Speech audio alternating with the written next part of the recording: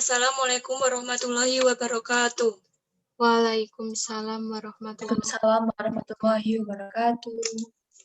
Kami dari kelompok 11 akan mempresentasikan hasil dari diskusi dari kelompok kami yang berjudul Romo Mangun yang beranggotakan Dita Nur Afida NPM 20.05.05.0109, Umi Hafifah NPM 20.03.05.0110, Cynthia Amanda Rahayu NPM 20.03.05.0118, dan saya sendiri Halimatus Sa'diyah NPM 20.03.05.0122.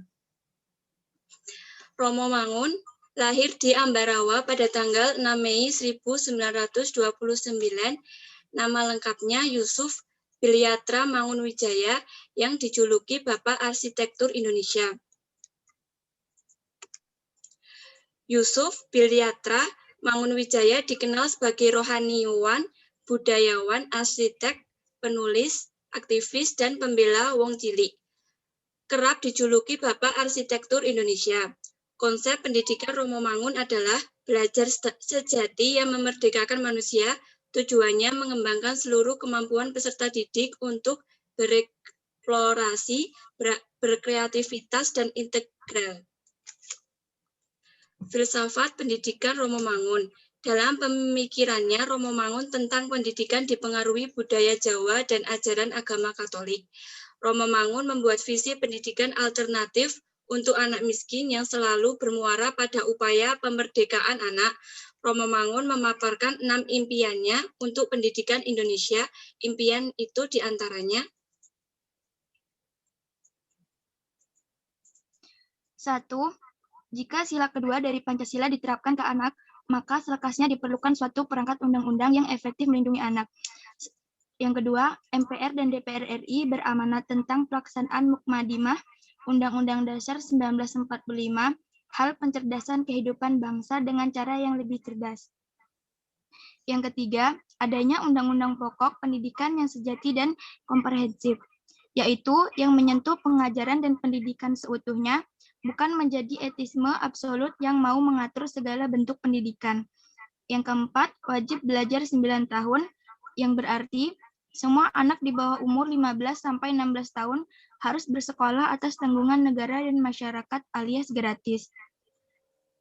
Yang kelima, sekolah murah yang dibiayai oleh seluruh rakyat yang tidak mampu. Maksudnya, sekolah murah yang dibiayai oleh seluruh rakyat haruslah dinikmati dan diperuntukkan oleh anak-anak yang tidak mampu, yang membutuhkan pendidikan murah, bukan malah dinikmati oleh anak-anak kaya. Sedangkan sekolah-sekolah swasta harus menjadi pilihan anak yang kurang mampu. Yang terakhir, adanya penghargaan perlindungan anak, sehingga anak terpupuk dan mekar alami serta kultural. Konsepsi pendidikan Romo Mangun dalam tujuan filsafat pendidikan pedagogi kritis. Pedagogi kritis merupakan tema kajian bidang pendidikan yang kemudian mengkristal menjadi sebuah paradigma kritis pendidikan.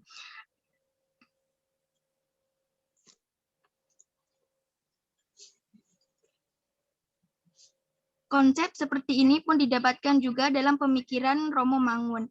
Ia mempertanyakan eksistensi guru sejati di Indonesia karena sebagian besar guru yang ia lihat adalah penatar, administrator, birokrat, komandan, atau pawang. Guru seringkali melihat murid sebagai kader politik kecil, bukan murid yang sesungguhnya. Kalaupun ada yang menganggap murid sebagai sejatinya murid, Romo Mangun juga tak yakin itu didukung oleh sistem dunia persekolahan. Yang kedua, strategi pendidikan di Indonesia bagi Romo Mangun seharusnya mengikuti jiwa-jiwa besar para pejuang kemerdekaan, di mana yang dibutuhkan bukanlah sistem hebat dan praktis, kaum-kaum elit dan calon-calon tuan di atas rakyat, akan tetapi dunia siswa dan guru yang sekaligus adalah pejuang pembela rakyat.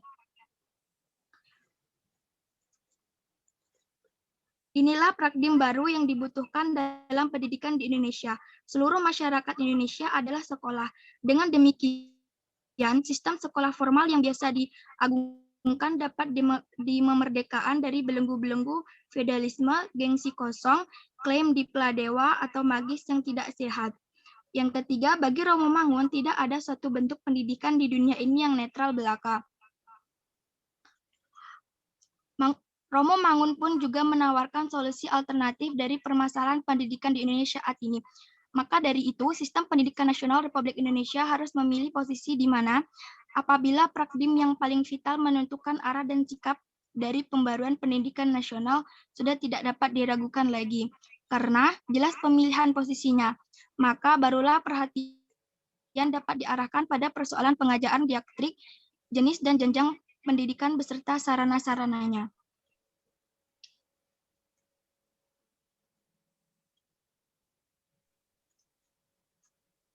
Selanjutnya yaitu konsepsi pendidikan Romo Mangun dalam tinjauan filsafat pendidikan progresivisme. Progresivisme mempunyai konsep yang didasari oleh pengetahuan dan kepercayaan bahwa manusia mempunyai kemampuan yang wajar dan dapat menghadapi atau mengatasi masalah-masalah yang bersifat menekan atau mengancam. Biasanya, aliran progresivisme ini dihubungkan dengan pandangan hidup liberal. Liberal di sini maksudnya adalah pandangan hidup yang memiliki sifat-sifat tertentu seperti fleksibel, ingin mengetahui, ingin menyelidiki, toleran, dan juga open mind. Nah, maka dari itu, apabila ditinjau dari progresivisme, maka aliran ini sangat menentang proses pendidikan yang otoriter dan kaku.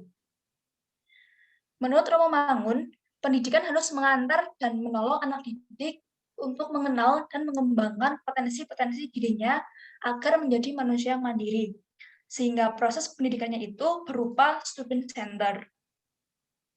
Next. Pemikiran pendidikan menurut Romo Mangun. Yang pertama, beliau memiliki gagasan tentang belajar sejati. Belajar sejati merupakan proses belajar yang berlangsung seumur hidup dan didasari oleh kesadaran diri sendiri. Yang kedua, beliau berkonsep tentang filsafat manusia, yaitu pentingnya pemerdekaan pada manusia, terutama dalam belajar. Baginya, merdeka itu berarti membimbing peserta didik dengan penuh tanggung jawab tanpa tekanan, agar membentuk sumber daya manusia yang mempunyai kemampuan dalam kehidupannya. Yang ketiga adalah visi pendidikan.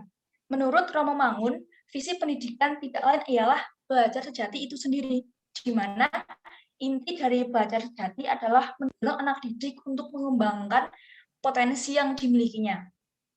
Yang keempat, beliau juga menemukan 3 prinsip yang disebut tribina. Pendidikan pemerdekaan Mangun itu dipengaruhi oleh prinsip hidupnya sendiri, yang dikenal dengan tribina, yakni bina manusia, bina usaha, dan bina lingkungan. Selanjutnya akan diteruskan oleh Mbak Cynthia Amanda Rahayu. Kemudian, sumbangan pemikiran Romo Mangun bagi pendidikan Indonesia. Yang pertama, yaitu membangun gagasan sekolah dasar yang eksploratif.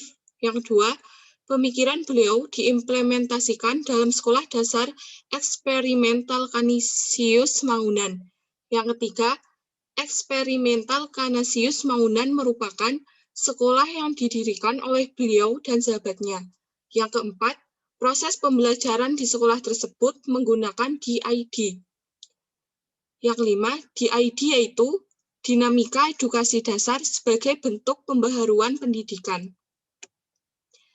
Kesimpulan, yaitu tugas mendasar dunia pendidikan menurut Romo Mangun mengantar dan menolong peserta didik untuk mengenal dan mengembangkan potensi dirinya. Kontribusi filsafat pendidikan Romo Mangun, pembangunan sekolah dasar eksperimental, dan dinamika edukasi dasar sebagai bentuk pembaharuan pendidikan. Sekian presentasi dari kelompok 11. Jika ada kesalahan dalam tutur kata yang kurang berkenan, kita meminta maaf. Sekian, terima kasih. Wassalamualaikum warahmatullahi wabarakatuh. Waalaikumsalam warahmatullahi wabarakatuh. Waalaikumsalam warahmatullahi wabarakatuh.